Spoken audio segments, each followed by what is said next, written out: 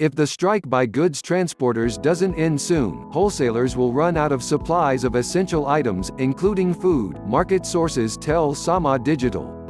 Goods transporters say the strike was to continue indefinitely, but since the government has listened to them, it's likely the deadlock will end today, Monday.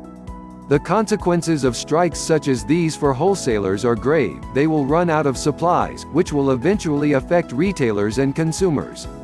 Since the strike began on January 6, the logistics chain has been disrupted. This is because the association representing the goods transporters has more than 400,000 truckers under its umbrella and can choke the goods supply chain.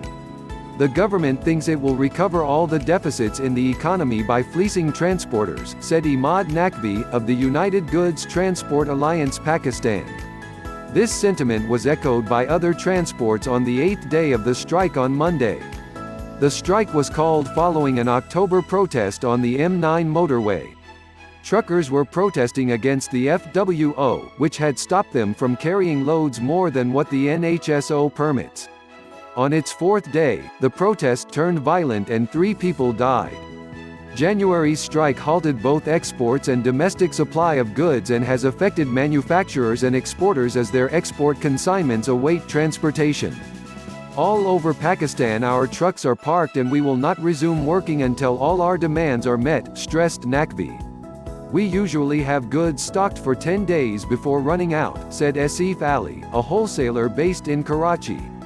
When such strikes continue for prolonged periods, they usually create panic and hoarders capitalize on the crisis.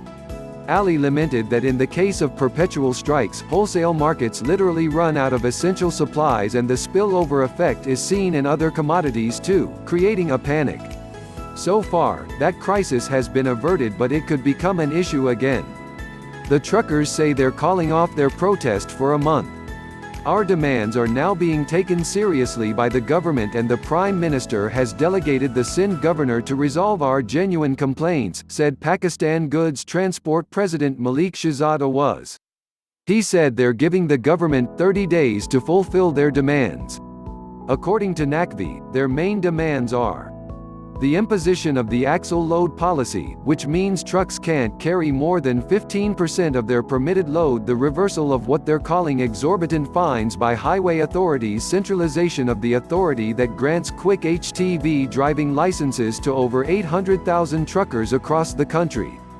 They say their drivers have old licenses that the government has cancelled and the drivers cannot go through the 3-year waiting period to qualify for the license again. Legal proceedings in the case of the deaths of 3 truckers who were killed during the October protest under the National Highway Safety Ordinance 2000. Trucks with 2 axles can carry 17.5 tons of goods, 3-axle vehicles can carry 27.5 tons, 4-axle vehicles 39.5 tons, 5-axle vehicles 48 tons and 6-axle vehicles 58.5 tons.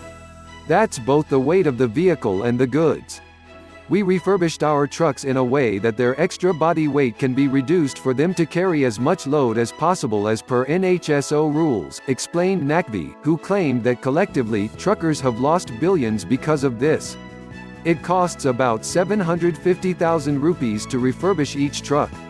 But the government has deferred this by capitulating to the threats of industrialists and we have to carry more weight, risking our vehicles and drivers to meet their demands. The transporters say the industries, in order to save themselves logistics costs, overload their trucks so fewer vehicles can be used to carry more goods. They claim the government has yielded to their threats of hiking the cost of materials, which may result in even higher inflation. Transporters say their vehicles are at risk because of this, as the brake system isn't as effective and the likelihood of accidents increases.